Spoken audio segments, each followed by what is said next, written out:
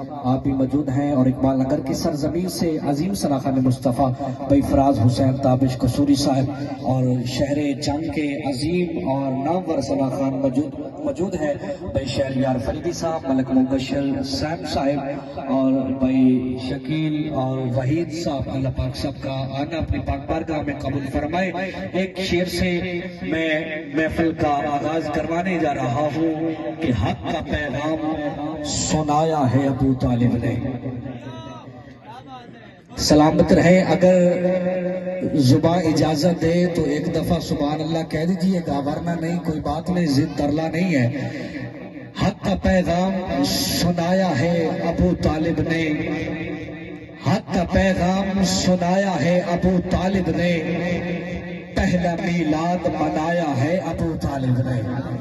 حق کا پیغام سنایا ہے ابو طالب نے، حق کا پیغام سنایا ہے ابو طالب نے، پہلا میلاد منایا ہے ابو طالب نے۔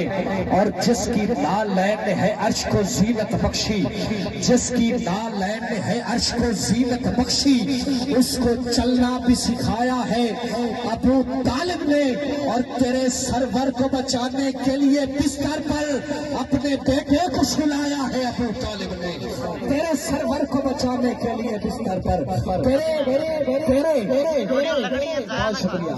ارے مفتی یہ کس کے کفر کا اعلان ہو گیا، ارے مفتی یہ کس کے کفر کا اعلان ہو گیا، شاید وہ تیری عقل کو ہزیان ہو گیا، جس نے پالا محمد کو وہ ہو گیا کافر، قاتل حسین مسلمان ہو گیا۔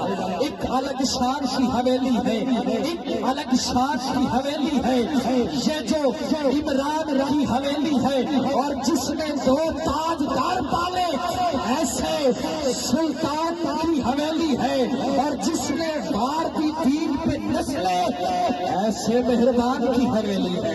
ایک الگ شان کی حویلی ہے، ایک الگ شان کی حویلی ہے۔ تعظیم کے مخدومہ بھی وچ معاشر میں اعلان سی، آج دیکھو عظمت سیدہ بھی میرے خالق دا فرمان سی، بول نبیہ دیکھو لنگتا دا ہوتا باتا خود نگران سی، جیڑا شفقت ادا بطول دا کرسی وہ جنت دا مہمان سی، جیڑا شفقت ادا بطول دا کرسی وہ جنت دا مہمان سی۔ آئیے عزیزان گرامی، میں باقاعدہ محفل کا آغاز اللہ کی پاک لارے بے عیب بھی کام سے کروانے جا رہا ہوں۔ تلاوت کلام رحمان کے لیے تشریف لاتے ہیں عظیم قاری قرہ، قاری القرہ، فخر القرہ، زینت القرہ، نجم القرہ، ذیشان القرہ، قاری عبدالرشید جامی صاحب آپ آئیں اور تلاوت کلام رحمان سے ہمارے قلوب و ذہان کو معطر فرمائیں، ہماری سماعتوں کو باوضو فرمائیں۔ نعرہ تکبیر، نعرہ رسالت، نعرہ رسالت، نعرہ حقیق، جس دا پیر علی ہاتھاں نہ بلند کر کے نعرہ حیداری، نعرہ حیداری، تاجدار ختم نبوت، تاجدار ختم نبوت۔